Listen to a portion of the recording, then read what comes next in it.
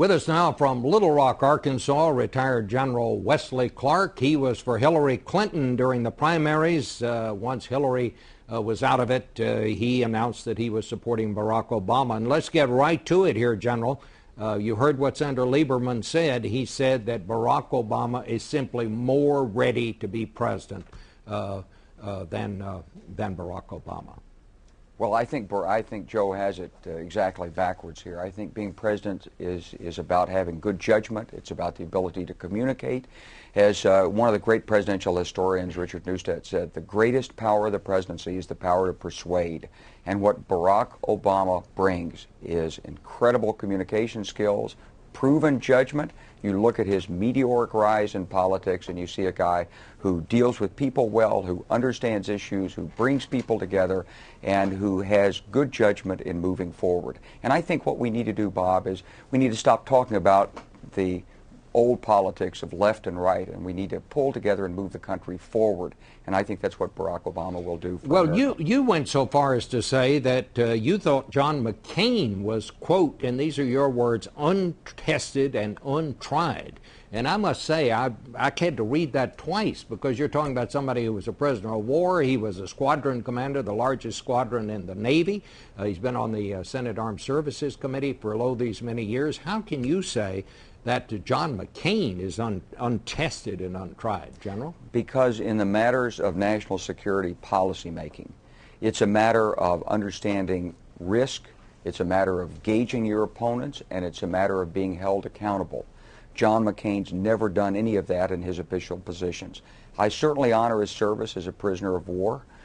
He was a hero to me and to hundreds of thousands, millions of others in the armed forces as a prisoner of war. He has been a voice on the Senate Armed Services Committee, and he has traveled all over the world.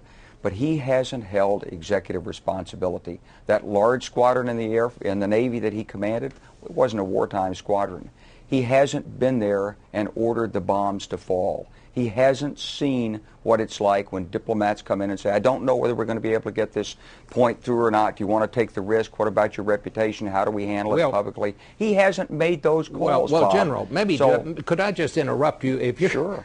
I have to say, Barack Obama has not had any of those experiences either, nor has he ridden in a fighter plane and gotten shot down. I mean, well, I don't think riding in a fighter plane and getting shot down is a qualification to be president. Really? But Barack is not, he is not running on the fact that he has made these national security pronouncements. He's running on his other strengths.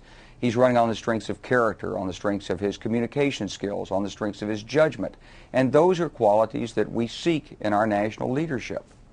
Well, let me ask you this. Senator Obama announced yesterday that he's going to Europe and to the Middle East. Most people think that he'll probably stop off in Iraq, where he hasn't been in more than 2 years. Why now? I think this is a good opportunity. It's a window of time. The convention is late in the calendar this year, and he's got the window of time to go overseas, meet with foreign leaders. You know, we were meeting with him the other day, and as he said, he doesn't want to count his chickens before they hatch. But he recognizes this country is in such a plight, both at home and abroad, that no one can contemplate taking the office of the presidency without having some very good ideas about what needs to be done from the get-go. There's not a learning period in this job. The next president's going to have to step right into the job. He's going to have the policies there.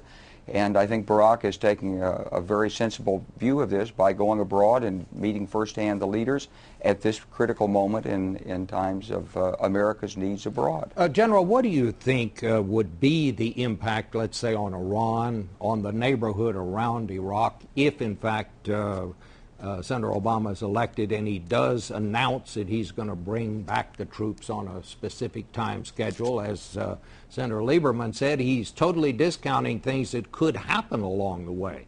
Would he follow that schedule no matter what? Well, I don't think Barack Obama is discounting things that have happened along the way. I think the critique is more like this, Bob, that the Bush administration and Joe Lieberman in the forefront have from the beginning relied excessively on military force as the answer to all the nation's security problems. And what Barack Obama understands is that military force may have to be used as a last resort, but it's not the first resort. So let's take the case of Iraq. This administration went to a war it didn't really have to fight. Barack Obama called it like it was at the time in his speech early on before we went into Iraq. And once there, the administration relied excessively on the men and women in uniform. It failed to put in place the overarching diplomatic strategy and the regional strategy that was necessary to deal with Iraq's neighbors. It more or less invited Iranian incursions by threatening that Iran and Syria were next on the hit list in military actions and efforts in the region without having an effective strategy in the region.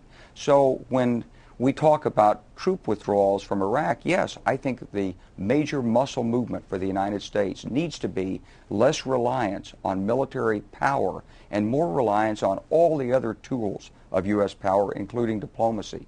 So it's within that vein that Barack Obama is talking about pulling troops back from Iraq. It doesn't mean that he's not going to be sensitive to other actions in the region. He's going to be much more sensitive to those actions than the kind of mechanistic, militaristic response that John McCain has habitually given.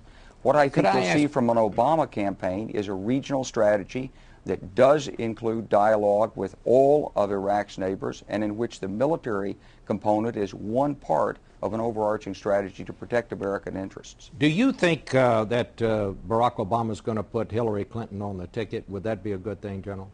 I'd love to see Hillary Clinton on that ticket, but I have a lot of respect for Hillary. I've known her for a long time. I think she's an outstanding person, but I think that's a decision that Barack Obama himself is going to have to make, and I'm sure he's weighing that decision. All right. Well, General, thank you so much for being with us this morning. Hope we can talk to you again along the way. Back in a moment with a little analysis.